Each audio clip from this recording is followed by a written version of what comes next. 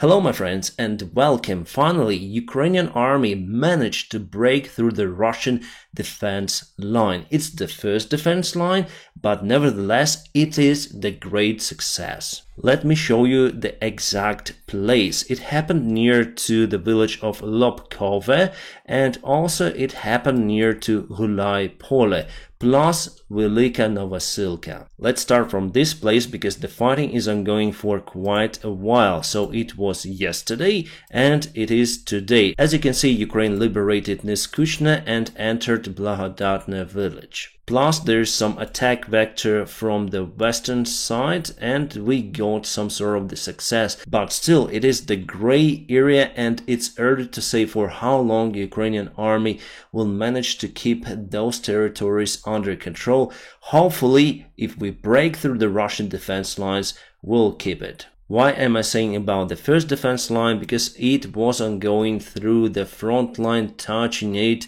The Russian defense forces were not capable to stop the Ukrainian advancement. It means that the strategy of the Ukrainian army in general is good. Sorry about the Gulai Pole, there was no break through the Russian defense line, and you can see the gray area, it is there for quite a while and the fighting is still ongoing over there. But we broke through Lobkove village and it was like this yesterday, and today it is like that. Even though we have the success on the front lines, it's better to keep up with offensive actions. And now for Ukraine, the main goal is not to go very fast and take, for example, Tokmak or Melitopol.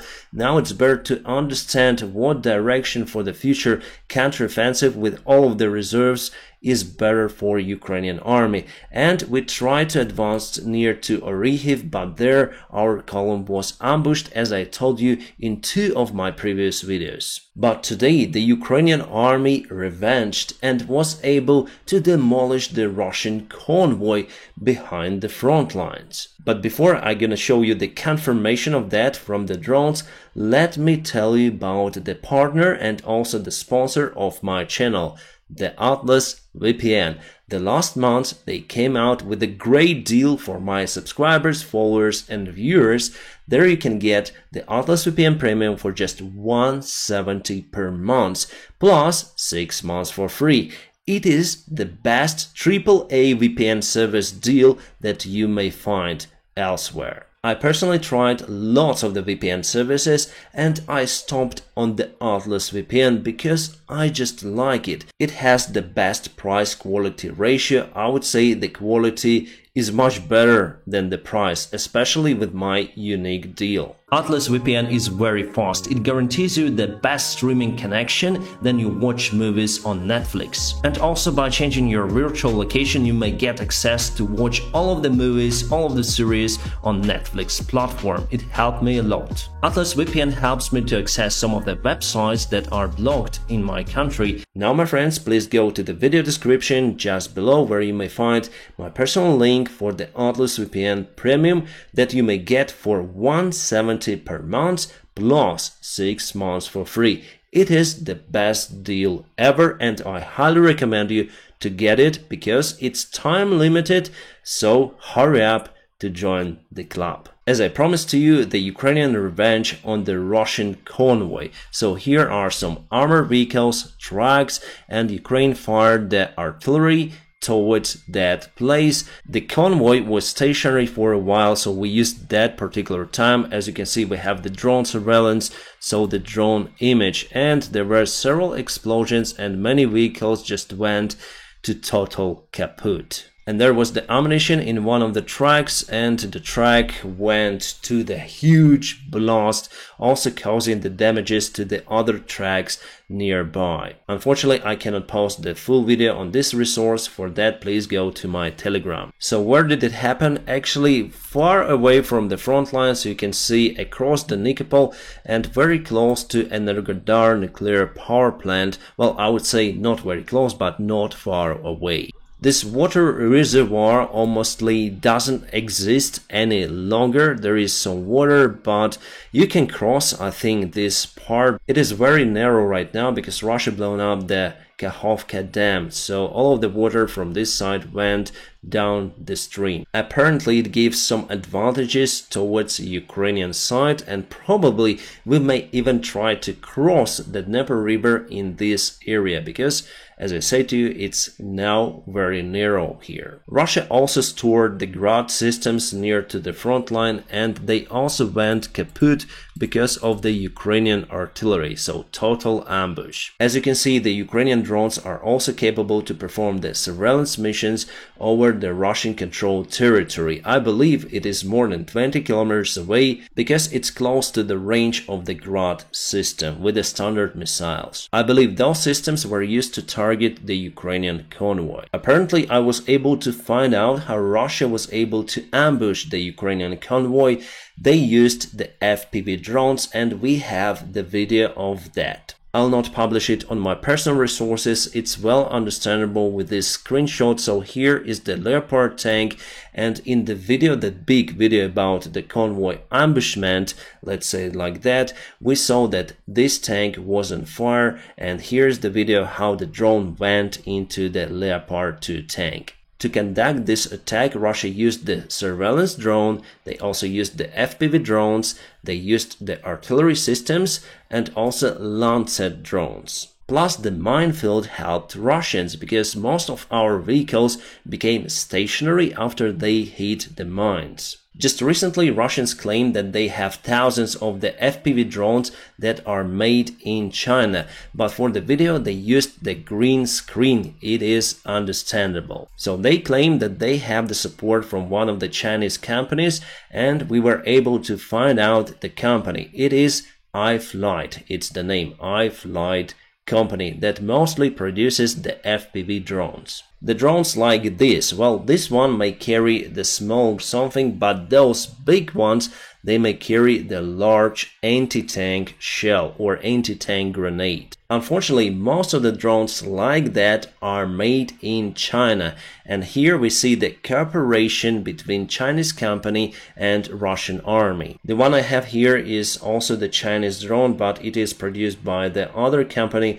I got it for myself to understand how to fly the FPV drone, and later on I'll send it to Ukraine. You might heard about the Ukrainian commander of the drone unit, Madar. He has his own social media, so he said that we should apply sanctions on the company that sends the drone to the Russian army. We are speaking about the iFlight, but the problem here that we also got the spare parts for Ukrainian FPV drones from the Chinese companies. I wonder if it is iFlight or not, but we need those drones as well. The FPV drones are very reliable compared to the standard DJI drones because they are less vulnerable to the special radar systems that create interference for the drone signal. Those are also very precise because then you put the goggles on, you feel like you are inside the drone. And with the smallest corrections, you may target the special parts of the tank, so you may hit the weakest spot of the enemy. There are some video examples available on my Telegram channel, so again, please subscribe for me over there. And as for the Russian soldiers, it's all fake. They don't have that huge number of the FPV drones behind.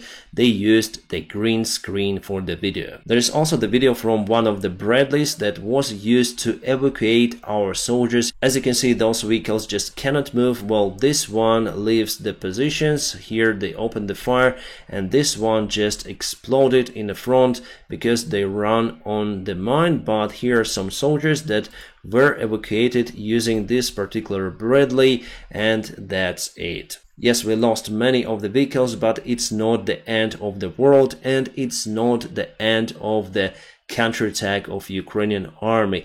We should learn on our own mistakes, and we should continue from what I see. Good news about the Ukrainian air defense system RST that we put close to the front lines to make sure that the Russian aviation will not interfere in Ukrainian counterattack. Well, Russia targeted this raider using their Lancet drone, and even they showed the video. But today we got the confirmation from German authorities that this raider was damaged but is still operational. So Ukrainian army continued to use the RST system very effectively. Also, there was one more video published how Ukrainians assault using the high mobile vehicles Humvees. As you can see, the Ukrainian army continued to use the very effective tactics as we used last year in Kherson region, where mostly lightweight armored vehicles were used. So basically we need speed and maneuverability. So Russians mostly retreated from their positions or surrendered to Ukrainian side. Kind of interesting statement from President Zelensky. He says that offensive and defensive actions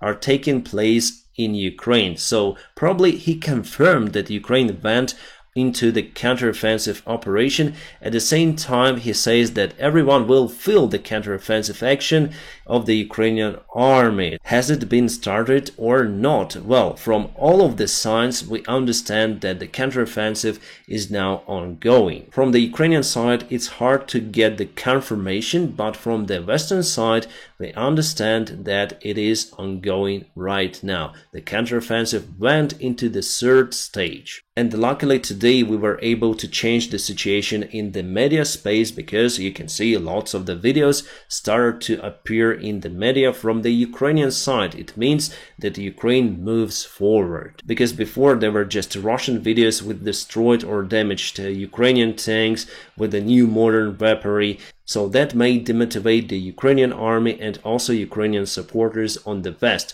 We don't need that. That is why we need the counter-attack also in the media resources, showing that Ukrainian army has the nice advantage in military, and we are able to take the ground as we showed today. Wagner officials continue to cry about the Bakhmut suburbs. They say that the Russian army started to leave their positions in Yahidne. The Yahidne village is over here, and it's very important part. And if you take Yahidne, basically you half encircle the Bakhmut from the north part, but obviously first or in parallel we should take those hills under the control, because without them taking Yahidne, well, it could be the good idea, but for how long we may stay there, we need to have the high ground for the defense operations and also for offense. As for today, there was no any change for this region. However, as it was reported by the 3rd Assault Brigade, they were managed to break through this water line over here, the small channel, the natural obstacle, and now they are very close to Andriivka. We have also the video evidence of Ukrainian assault. I will also publish it on my Telegram channel. Basically, those are our soldiers on successful mission. By the way, this is the camera setup for one of the soldiers. You can see the helmet over here, and you might have seen already the video that he was able to film. This is the 360 camera Insta1X3, and I used the similar camera for my cockpit videos. He mounted it on the top. You may say it's the demasking factor, but the soldier says he covered it with a special net. But again, it increases the overall height and the silhouette of the soldier, so I would prefer to use the GoPro in that case, just on the front. I was really surprised to see the sidecar motorcycle on the Russian side just on the front lines, because those are not really reliable. I passed my motorcycle to Ukrainian army, but it's not close to the front lines. It's at least 10 kilometers away from it, and it's working for the drone unit. So they use my motorcycle for that purpose, but here Russia used them just on the front lines. You can see they carry something big in a sidecar. Well, today they were boomed by the Ukrainian drone. So the season for them is over. From what I can see based on the wheels, this is the Dnieper motorcycle, and Russians probably took it from the local citizen. The British intelligence confirms that Ukraine managed to break through the first defense line on the south part of Ukraine in 48 hours. This is the very hard operation, and what makes it more difficult that we don't have the Western-made jets, but still we're taking the ground, and it's the main thing. The CNN says that the full counteroffensive operation has not yet begun, and I would agree with that. The main resource for Ukrainian army is still kept behind the front line. And here we may see the video, why do we need the Western-made vehicle. So here you can see the bullet, here is the bullet on the top. The gunner was a little cut with that bullet. He got the damage to the shirt and to the helmet, but luckily overall the vehicle is okay and the soldiers are safe. That is the main thing, and my friends, thank you so much for supporting Ukraine with the Western-made equipment. You're awesome. The Prime Minister of Canada, Justin Trudeau, today went to Kiev. He said that Canada will transfer the Antonov 1-4 Ruslan airline towards Ukraine, and probably it will fly for Antonov Airlines before it was confiscated from Volga-Dnieper Russian airline. Also, officially Canada joined the coalition to supply to Ukraine the fighter jets. Hungary is preparing to hold the provocative press conference. Just yesterday, Ukrainian officials confirmed that Orban negotiated with Putin that some of the Ukrainian soldiers who are Hungarian nationals, but they hold Ukrainian passport, they will go to Hungarian side and they will hold the press conference. In that press conference, as it is estimated right now, those soldiers will speak bad words about the Ukrainian army and good words about the Russian Orthodox Church, but it's the expectations and we'll see how it goes. So if that happens, we need to cut all of the relations with Hungary and treat them like Belarus, for example. Again, my friends, I have nothing against normal, ordinary Hungarians, but their government is total mess, and I think all of the Ukrainians do not like the Hungarian government, as well as many people around the world, and I may see it in a comment section under every my video. Then I start to speak about Orban. Yes, and finally I want to show you the special road camera that Ukrainians were able to design. It is based on the FPV drone, so it may spot the vehicle, it may fly towards it, and it also may identify the person and give the ticket right away. In this case, the ticket was quite big. The driver was mad about it, so there was lots of the smoke coming from that car because of his anger, obviously. Why is it so? Because the driver was wearing the Russian camouflage that usually brings a bad luck. Also, he was driving one of the supply vehicles of Ahmad battalion near to Marinka, so it's also a bad luck. My friends, now press the like to this video and don't forget to check out my personal link in a video description just below, where you may find the Atlas VPN Premium with the huge discount. The deal is time limited, so hurry up to grab it and join the club. I wish you all a peaceful sky wherever you are and have a great time.